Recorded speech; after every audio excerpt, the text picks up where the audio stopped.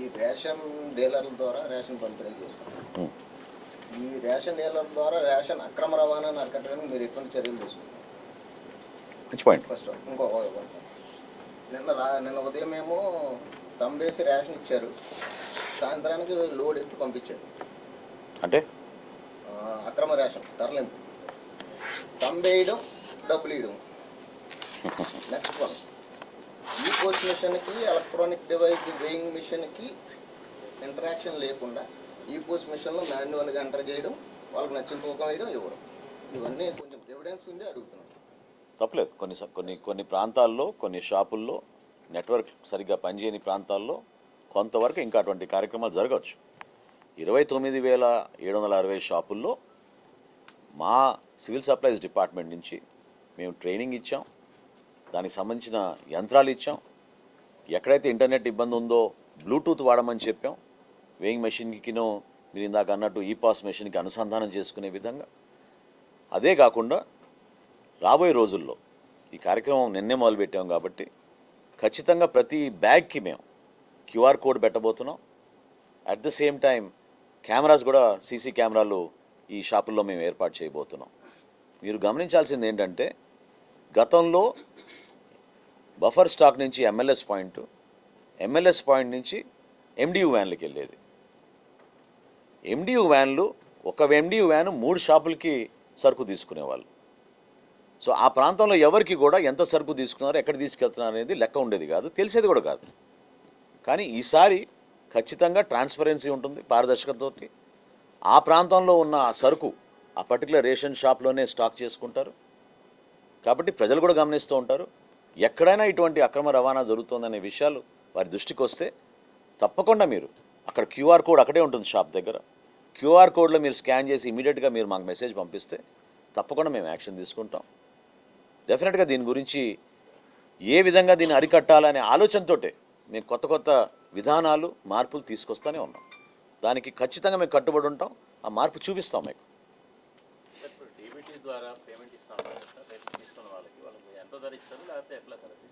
అంటే ఇది గౌరవ ముఖ్యమంత్రి గారు మొన్న మా క్యాబినెట్ సహచరులతోటి, మంత్రులందరితో కూడా ప్రజల్లో ఉన్న ఆవేదన, ప్రజలు కోరుకుంటున్న విధానాన్ని మనం ఒకసారి క్షుణ్ణంగా పరిశీలిస్తే బాగుంటుంది. దానిపైన అధ్యయనం చేయమని కోరడం జరిగింది. భారతదేశంలో ప్రస్తుతం ఓన్లీ కేంద్ర ప్రభుత్వం పాలిత ప్రాంతాల్లో, ఆ పట్టణాల్లోనే, అది కూడా పాండిచేరిలో కొంతవరకు ట్రై చేశారు. ఇతర రాష్ట్రాల్లో ఇంకా ప్రవేశపెట్టలేదు, ఎక్కడ కూడా జరగలేదు. సో దాని గురించి కొంచెం లోతుగా అధ్యయనం చేసి, కొన్ని ప్రాంతాల్లో కొంతమంది మాకు రేషన్ బదులు మేము రైస్ తీసుకుంటాం అనే భావన వ్యక్తపరిచినప్పుడు సమగ్రంగా దాని గురించి సమాచారం తెప్పించుకున్న తర్వాత తప్పకుండా మేము కూడా పాలసీలో మార్పులు తీసుకురావాల్సి వస్తే ఆ రోజున తప్పకుండా మీ అందరికీ కూడా తెలియపరుస్తాం.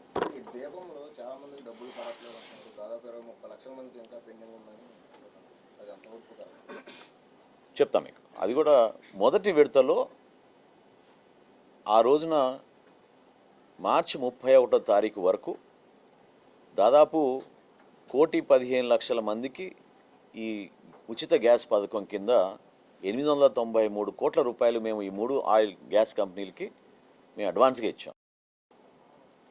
అయితే ఆయిల్ కంపెనీస్ ఏం చేశాయంటే, మార్చి 30 వాళ్ళు డెలివరీసే తీసుకుంటారు, ఆర్డర్స్ కాదు.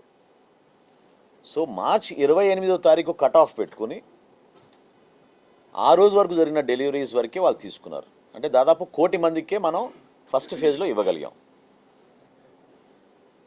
సో ఆ స్పిల్ ఓవర్ ఏదైతే ఉందో,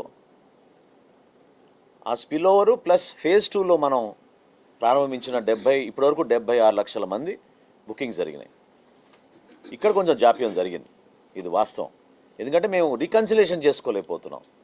ఇది కేంద్ర ప్రభుత్వంలో ఉన్న ఆ ఆయిల్ కంపెనీస్ వాళ్ళ అకౌంట్స్ నుంచి మాకు రావాల్సిన ఈ రీకన్సిలేషన్ పూర్తి స్థాయిలో జరగలేదు. అది టెక్నికల్ ఇష్యూనే. వాళ్ళు ప్రతి వారం మేము వెంటబడుతూనే ఉన్నాం. ఒక 2 రోజుల్లో మేము మీకు సమాచారం అంతా అందిస్తామంటున్నారు. దానికోసం ఆగుంది తప్ప ఇంక దాంట్లో జాప్యం వేరేగా లేదు. ఖచ్చితంగా ప్రతి ఒక్క లబ్ధిదారుడికి ఈ ఉచిత గ్యాస్ పథకం దీపం 2 కింద ఈ 2వ విడతలో రావాల్సిన పేమెంట్ కొంతమందికి దానికోసమే ఆగింది. అది తప్పకుండా మేము ఇచ్చేస్తాం. ప్రతి ఫేజ్ అంతేనండి. లేదండి, ఫేజ్ 1 ఫేజ్ 2 అంతే. ఇప్పుడు ప్రభుత్వం గౌరవ ముఖ్యమంత్రి గారు తీసుకున్న నిర్ణయం మేరకు ఫేజ్ 3లో ముందుగానే మేము డబ్బులు వాళ్ళ ఖాతాలోకి వేసేస్తాం. గ్యాస్ కంపెనీలతో సంబంధం లేకుండా 3వ విడతలో డైరెక్ట్గా వాళ్ళ ఖాతాల్లోకే వాళ్ళకి ఆ సబ్సిడీ అమౌంట్ మేమే డిపాజిట్ చేస్తాం. లబ్ధిదారులను ఎలా గుర్తిస్తాం అంటే ఇప్పుడు బుక్ చేసుకున్న వాళ్ళకి మనం డబ్బులు వెనక్కి ఇస్తున్నాం. ఇప్పుడు డైరెక్ట్గా ముందేస్తే వేస్తామంటే రేషన్ కార్డు ఉన్న వాళ్ళు అందరికి ఇస్తామా? ఆ ఫిగర్ ఎట్లా గుర్తించాం? గ్యాస్ కంపెనీల దగ్గర వాళ్ళ కన్జ్యూమర్స్ లిస్ట్ ఉంది కదండి, అంటే వాళ్ళ దగ్గర 1,54,00,000 మంది ఉంది. మనం చేసిన ఈ కేవైసీ మనకున్న 1.46 ఉంది. 1.2. సో తప్పకుండా మనకు వచ్చిన లెక్క మేరకు రఫ్లీ 1.22 1.24 ఈ గ్యాస్ బుకింగ్స్ చేసుకుంటున్నారు. వాళ్ళ వరకు తప్పకుండా మేము డిపాజిట్ చేస్తాం. న్యూ కనెక్షన్స్ వచ్చినాయి ఇప్పుడు కొత్తగా మన 31 మార్చ్ తర్వాత వాళ్ళు కూడా అప్డేట్ చేసుకుని సుమారు 2,30,000 కొత్త కనెక్షన్స్ వచ్చినాయని మాకు గ్యాస్ కంపెనీ సమాచారం అందించారు. సో అది కూడా మేము క్రోడీకరించుకుని ఈ ఫేజ్ 3లో ఎట్లాగో ఉచితంగా వాళ్ళకి, ఉచితం కాదు ముందుగానే వాళ్ళకి ఇచ్చేద్దాం డబ్బులు అనుకుంటున్నాం కాబట్టి మేము చేసేస్తాం.